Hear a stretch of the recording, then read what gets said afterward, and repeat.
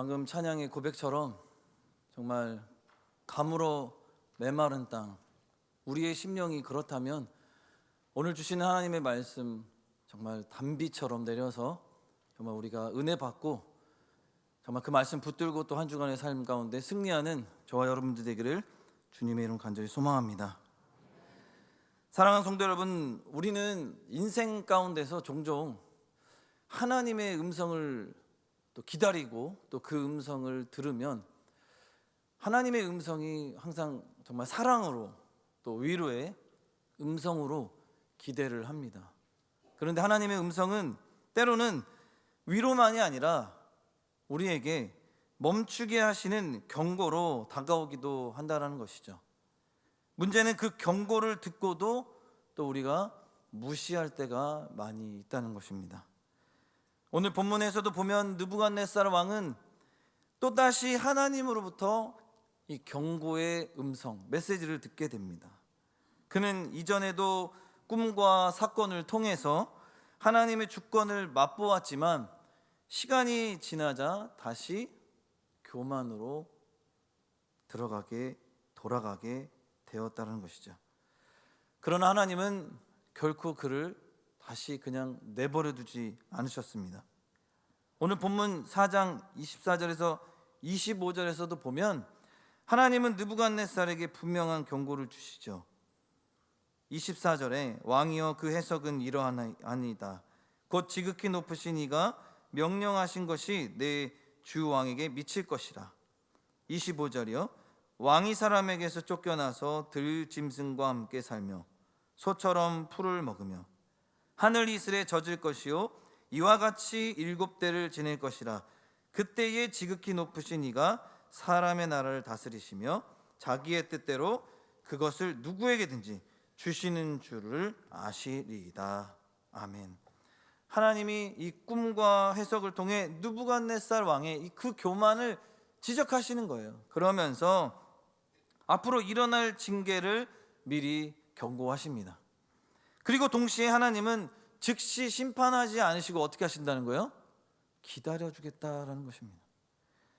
그러면서 오늘 본문 27절에 다니엘은 말합니다. 그런즉 왕이여 내가 아뢰는 것을 받으시고 공의를 행함으로 죄를 사하고 가난한 자를 긍휼히 여김으로 죄악을 사하소서. 그리하시면 왕의 편안함이 혹시 장구하리이다 하니라. 아멘. 하나님은 즉시 심판하지 아니하시고 기다리신다는 것이죠. 경고와 함께 바로 회개할 기회를 주십니다. 그러면서 다시 돌이키고 돌아올 수 있도록 참으시고 기다리신다라고 오늘 본문을 통해서 말씀하고 계십니다. 이것이 오늘 설교의 주제입니다. 한번 따라해 주시겠습니까? 하나님은 교만한 자에게 경고하시고 돌이키기를 기다리신다. 아멘이십니까? 저도 오늘 이 말씀을 준비하고 이 말씀을 보면서 참 우리 하나님 정말 내가 봐도 멋지시고 정말 우리 아버지만큼 하나님이 최고로 인자하시고 또 기회를 주시고 사랑으로 베풀어 주시는 정말 완벽하신 분이시구나라는 것을 느끼게 되었습니다. 세상 가운데 어떻게 이렇게 하는 사람들이 있겠습니까? 한 번의 기회 이상으로 주지 않지 않습니까? 한 번 성공하지 않으면 그냥 추락하는 것이죠. 그런데도 기다려 주신다는 것입니다. 우리 주님은. 우리는 오늘 이 말씀 속에서 하나님의 마음을 다시 한번 배우고 교만에서 돌이켜 겸손으로 나아가는 길을 함께 또 세 단락으로 나누어 한번 살펴보도록 하겠습니다. 첫 번째로는 19절에서 22절의 말씀을 보면 하나님은 경고, 그 하나님의 경고는 두려움이 아니라 우리에게 선물, 바로 은혜라는 것입니다. 오늘 본문 19절에도 말씀을 이렇게 하시죠. 함께 읽도록 하겠습니다. 시작. 벨드사살이라 이름한 다니엘이 한동안 놀라며 마음으로 번민하는지라. 왕이 그에게 말하여 이르기를 벨드사살아 너는 이 꿈과 그 해석으로 말미암아 번민할 것이 아니니라. 벨드사살이 대답하여 이르되 내 주여, 그 꿈은 왕을 미워하는 자에게 응하며 그 해석은 왕의 대적에게 응하기를 원하나이다. 아멘. 다니엘이 한동안 놀라고 또 번민하고 있다라고 기록되어 있습니다. 여기 이제 놀라며라는 이 히브리어로 샤멤인데 완전히 멈춰서다, 그리고 황폐해지다라는 뜻을 가지고 있습니다. 그러니까 단순히 놀란 정도가 아니에요. 그냥 놀란 정도가 아니라 너무 놀라서 이 충격을 받아서 한동안 벙쪄가지고 멍하니 이렇게 충격에 의해서 그냥 가만히 서 있었다, 그런 상태를 말하는 겁니다. 그리고 번민하다, 이 히브리어로 베할이라고 하는데 속이 뒤집히다, 그리고 마음이 요동치다라는 뜻이 있습니다. 뭐 그런 말도 있지 않습니까? 막 너무 속이 상하고 너무 이렇게 그 사람에게 질투를 느끼면 약간 이렇게 배알이 꼬였다, 뭐 이런 말도 이게 우리 한국말로 또 이렇게 전통적으로 그런 말도 있는 것 같은데, 거기에 이게 온지는 저도 모르겠습니다. 히브리어인데 그 배알이 좀 단어가 비슷한 것 같아요. 어쨌든 속이 뒤집히다, 마음이 요동치다라는 뜻을 가지고 있습니다. 그러니까 즉 다니엘은 이 꿈의 해석이 왕에게 닥칠 심판이라는 것을 알고서 마음이 너무 무겁고 안타까워서 한동안 침묵할 수밖에 없었다라는 것입니다. 그런데 여러분, 한편으로 한번 생각해 보십시오. 다니엘은 지금 어떤 상태입니까? 다니엘은 바벨론의 포로입니다. 포로. 어떻게 보면은 이 느부갓네살 왕이 다니엘에게 있어서는 굉장히 나쁜 사람이죠. 나라도 빼앗고, 그죠? 그리고 어떤 모든 문화적인 부분도 자기네 나라로 바벨론식으로 막 하고, 이 벨드사살 이름까지도 바꾸지 않았습니까? 그러니까 어떻게 보면은 원수지간이라고도 볼 수 있습니다. 어떻게 보면은 보복도 하고 싶고 미워할 수도 있고 그런 상황이 되어야 하는데, 오히려 그런데도 다니엘은 왕을 향해 그 해석은 왕의 대적에게 응하기를 원하나이다라고 고백을 하고 있다는 것이죠. 근데 이거는 단순히 이 다니엘이 그 왕의 기분을 맞추기 위해서, 비위를 맞추기 위해서 한 말이 아니라는 거예요. 정치적 아부가 아니라는 것입니다. 진심 어린 마음, 정말로 왕이 이 경고를 듣고 돌이키기를 바라는 마음이 있었다는 것이죠. 그리고 어찌 보면 이것은 하나님의 마음을, 그 태도를 대변한 것입니다.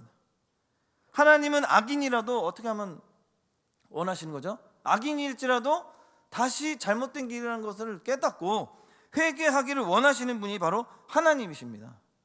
하나님 편에서 볼 때는 히틀러도 회개하고 돌아오기를 바라는 거죠. 그 수많은 사람들을 죽이고 학살했지만 결국에는 본인이 한 짓이 잘못된 것이다, 하나님이 맞으십니다, 그렇게 고백하고 회개하고 돌아오기를 원하신다는 것이죠. 그러므로 다니엘이 왕을 향해 진심으로 안타까움을, 그 마음을 표현한 것입니다.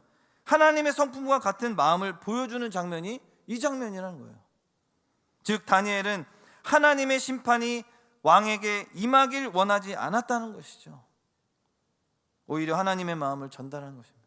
돌이키고 회개하고 돌아와서 다시 하나님의 백성으로, 이 하나님의 사람들을 오히려 회개하고 용서를 구하고 다시 그 죄된 모든 것들을 돌이키기를 원한다는 것이죠. 그러면서 본문 20절 22절에 그 나무의 비유를 또 해석합니다. 이 전체적으로 이 본문 20절에서 22절을 한 문장으로 표현하면 왕은 그 나무와 같으니라라고 말할 수 있습니다.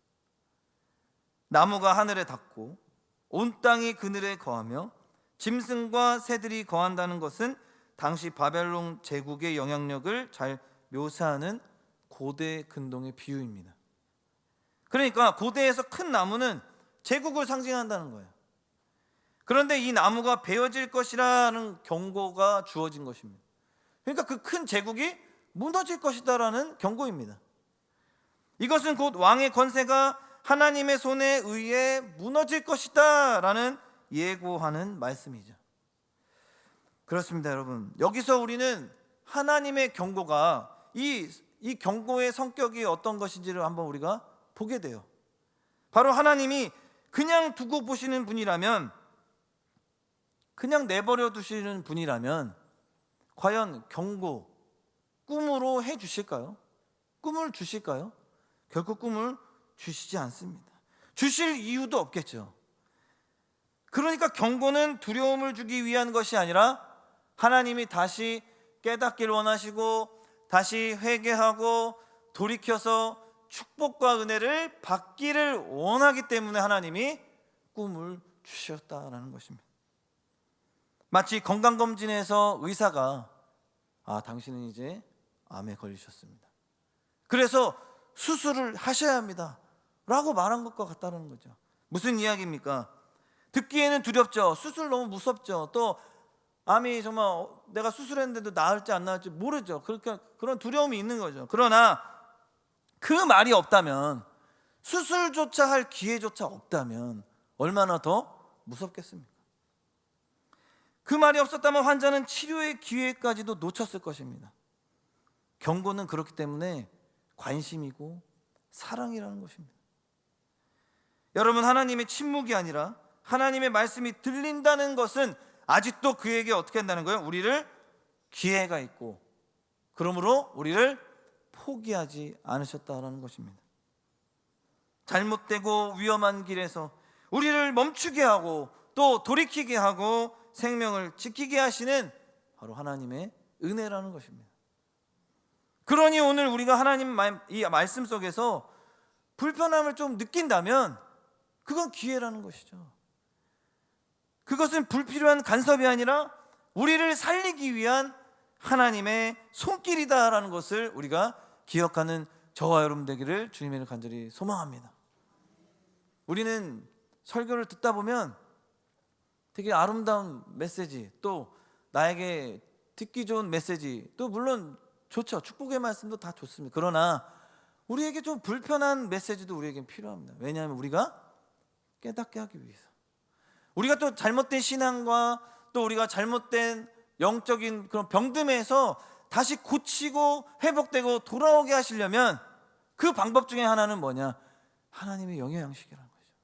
바로 하나님의 말씀만이 우리의 영적인 병듦을 고치시고 수술하시고 회복시키시고 다시 우리가 하나님의 건강함으로 돌아갈 수 있는 줄 믿으시는 저와 여러분 되기를 주님의 간절히 소망합니다.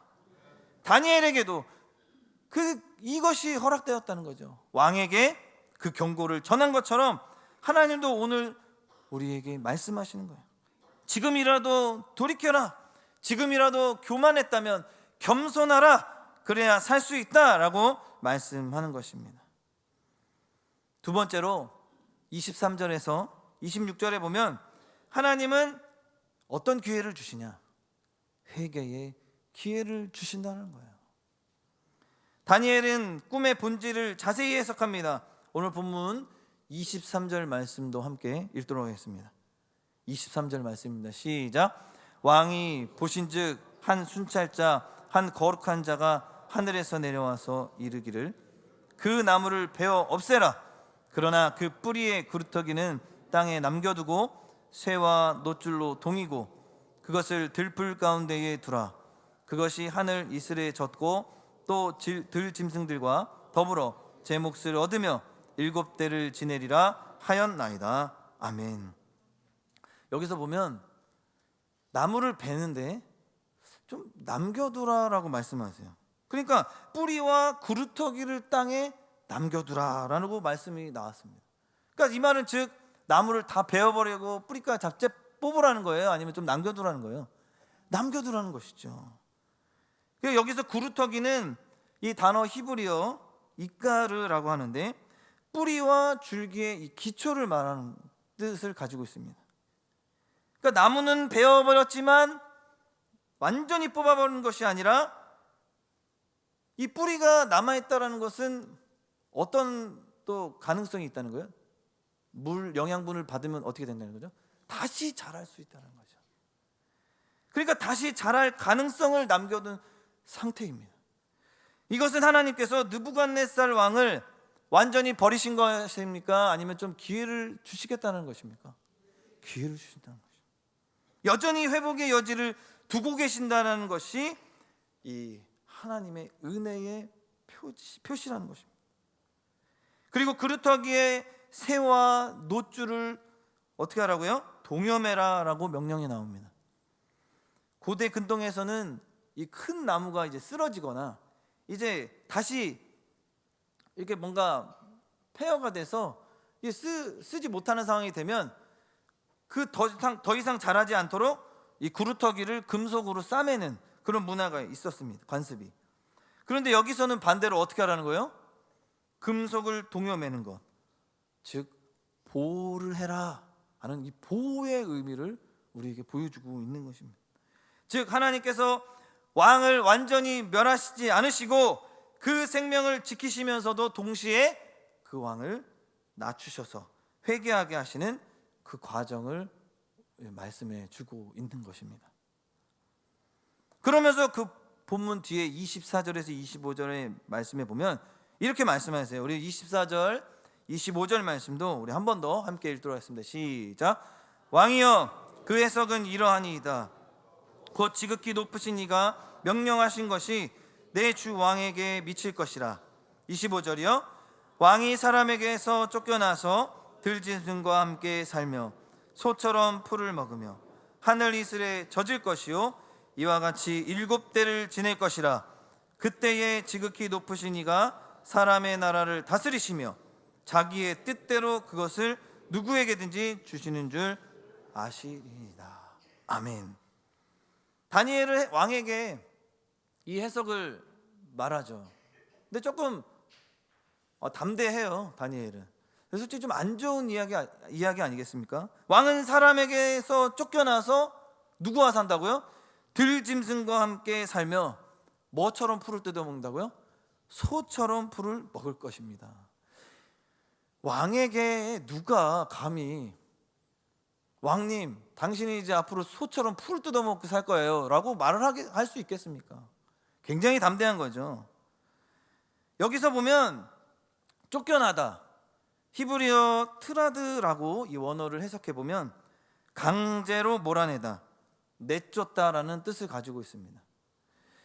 이는 어떻게 보면 느부갓네살 왕이 병들어서 이 병 때문에 잠시 정무를 쉬는 게 아니라, 그래서 자리에 쫓겨나는 게 아니라 하나님의 주권 아래서 왕의 이 지위가 철저히 낮아지고 인간적인 영광이 꺾이는 그런 사건이다라고 이야기를 하는 것입니다.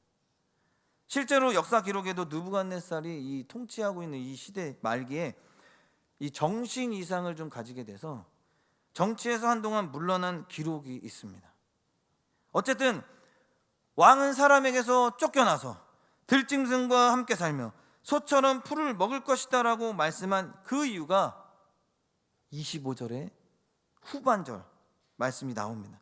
지극히 높으신 이가 사람의 나라를 다스리시며 자기의 뜻대로 그것을 누구에게든지 주시는 줄을 아시리이다. 즉 하나님이 왕의 주권이 어디 누구에게 있다는 거예요?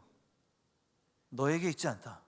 바로 하나님께 있다는 사실을 인정할 때까지, 그것을 인정하고 고백할 때까지, 그때까지 이 과정을 겪게 된다라는 것입니다. 그러면 돌이키지 않고 회개할 기회를 줬어도 불구하고 계속해서 인정하지 않으면 이 과정을 어떻게 하겠다는 거예요? 계속 이 과정을 겪게 된다라는 것입니다. 그런데 여러분, 그렇다고 해서 하나님께서 이렇게 고통을 주고 이런 어려움을 주시는데, 이것을 하나님이 주셨을 때 그 고통을 주시는 것을 통해서 하나님이 즐기기 위해서 하시는 분이실까요? 결코 그러시지 않습니다. 고통에도 언제나 하나님은 목적이 있기 때문에 그렇게 하신다는 거예요. 하나님께서 원하시는 것 무엇입니까? 우리에게 원하시는 목적이 무엇이겠어요? 우리가 다시 회개하고 돌이키는 것에 대한 목적이 있기 때문에 이 고통 가운데도 하나님은 벌하시고 또 그 과정을 겪게 하신다라는 것입니다. 그러므로 하나님은 심판이 보다 우선이 아니라 바로 회개를 원하신다라는 사실을 믿으시는 저와 여러분 되기를 주님의 이름으로 간절히 소망합니다. 그러면서 본문 26절에 말씀을 이렇게 하세요. 또 그들이 그 나무 뿌리에 그루터기를 남겨두라 하였은즉 하나님이 다스리시는 줄을 왕이 깨달은 후에야 왕의 나라가 어떻게 된다고요? 견고하리이다. 아멘. 여기서 중요한 반전이 나옵니다. 나무 뿌리에 그루터기를 남겨두라 하였은즉 왕이 하늘을 다스리는 이가 계신 줄을 인정한 후에야 왕의 나라가 견고해질 것이다. 아멘. 그러니까 완전한 멸망이 아니라 인정과 회개 후에 다시 어떻게 하신다는 거예요? 회복시켜 주신다는 약속의 말씀입니다. 이것이 바로 하나님의 은혜입니다. 우리가 완전히 무너진 자리에서도 하나님은 다시 세우실 수 있는 분이시라는 것을 우리가 알아야 합니다. 미국에서 한 대형교회 목회자가 도덕적 실패로 인해서 사역의 현장에서 물러났습니다. 모든 것이 끝난 줄 알았는데 몇 년 후 그는 작은 시골 교회에서 또 사명을 감당하며 사역의 길을 걷고 있었습니다. 그가 한 말이 참 인상 깊게 저에게 전해져서 함께 나누기를 원해서 예화로 가져왔습니다. 그는 이렇게 말했습니다. 하나님은 나를 벌하신 게 아니라 멈춰 세우셨다. 그리고 회개와 회복의 시간을 주셨다.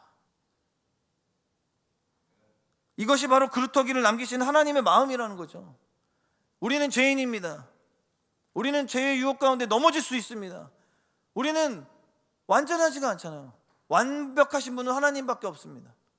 우리 인간은 죄인이기 때문에 누구나 죄의 유혹에 넘어져서 실수할 수 있죠. 그리고 우리가 죄악 가운데 머무를 수도 있습니다. 그러나 그렇게 하실 때 하나님이 멈추세우고 경고하시고 다시 회개할 기회를 주셨을 때에 우리의 태도가 어떻게 나타나야 한다라는 것이죠. 내일이 아니라 내일 모레가 아니라 다음 해가 아니라 오늘 당장 그 회개할 경고와 회개할 기회를 주셨을 때 우리는 그 회개함으로 나아가는 회복의 시간을 허락하시면 반드시 붙잡고 회개하며 주님의 손 붙들고 기도하며 다시 한번 나아가는 저와 여러분들 되기를 주님의 이름으로 간절히 소망합니다. 우리가 혹시 지금 우리의 삶 가운데 멈춰야 할 때 또 잘려나간 것처럼 보일 수도 있습니다. 그러나 절망하지 마시기 바랍니다. 하나님이 뿌리를 남겨두셨다면 아직 기회가 있다는 것이죠. 그 기회는 나중에가 아니라 지금 붙잡아야 합니다. 하나님이 오늘도 기다리고 계십니다. 돌이켜 겸손히 주 앞에 다시 나아간다면, 엎드린다면 반드시 회복의 날이 이룰 줄, 그 날이 올 줄 주님의 이름으로 간절히 축복드립니다. 그리고 세 번째로 결론적으로 우리에게 말씀을 주시는 거예요. 27절 말씀인데요. 우리 본문 27절 말씀을 우리 한 번 더 함께 우리 합독해서 읽도록 하겠습니다. 시작. 그런즉 왕이여 내가 아뢰는 것을 받으시고 공의를 행함으로 죄를 사하고 가난한 자를 긍휼히 여김으로 죄악을 사하소서. 그리하시면 왕의 평안함이 혹시 장구하리이다 하니라. 아멘.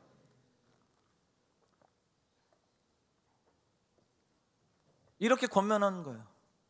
그런즉 왕이여 나의 공의를 받으시고 공의를 행하며 죄를 끊고 가난한 자를 긍휼히 여기사 왕의 평안함을 혹시 장구하게 하시옵소서.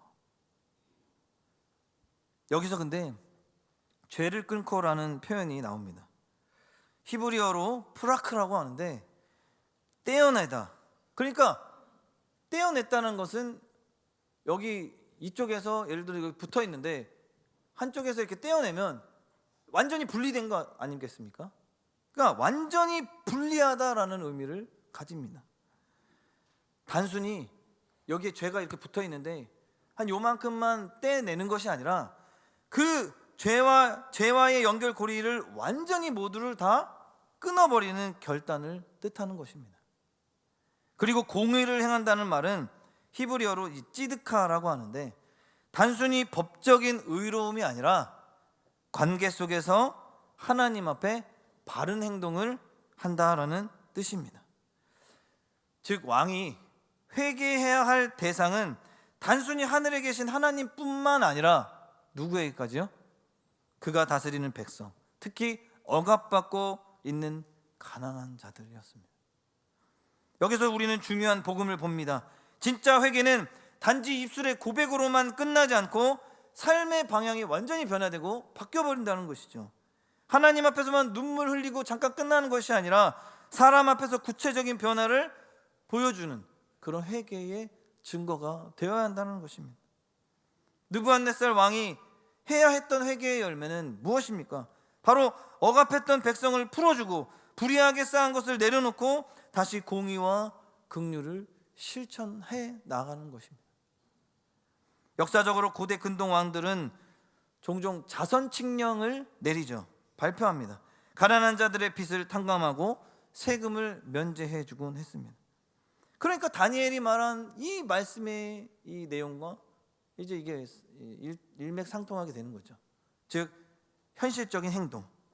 그러니까 하나님은 단지 마음으로만 겸손하겠습니다라는 고백이 아니라 지금 행동을 바꿔서 회개한 증거를 보여드리겠습니다라는 것입니다. 사랑하는 여러분, 회개의 때는 내일에 있지 않습니다. 히브리서 3장 15절에도 말씀하세요. 우리 함께 합독하도록 하겠습니다. 시작. 성경에 일렀으되 오늘 너희가 그의 음성을 듣거든 경노하시게 하던 것 같이 너희 마음을 완고하게 하지 말라 하였으니. 아멘. 여러분, 회개를 미루면 우리의 마음은 점점 더 굳어집니다. 회개는 반드시 오늘 해야 합니다.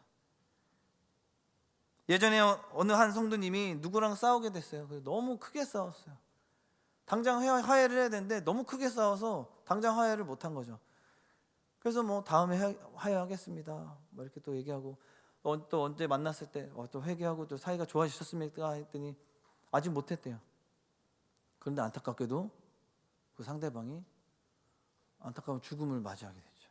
그러니까 회개할 대상이 이제 화해할 대상이 없어져 버린 것입니다.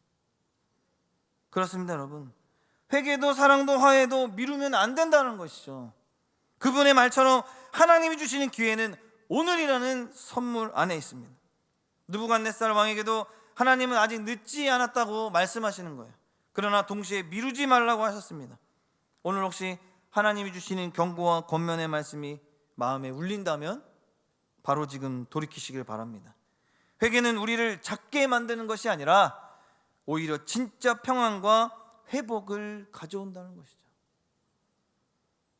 오늘 말씀을 맺도록 하겠습니다. 사랑하는 성도 여러분, 하나님은 단지 경고하시는 분이 아니라 돌아오기를 기다리시는 아버지이십니다.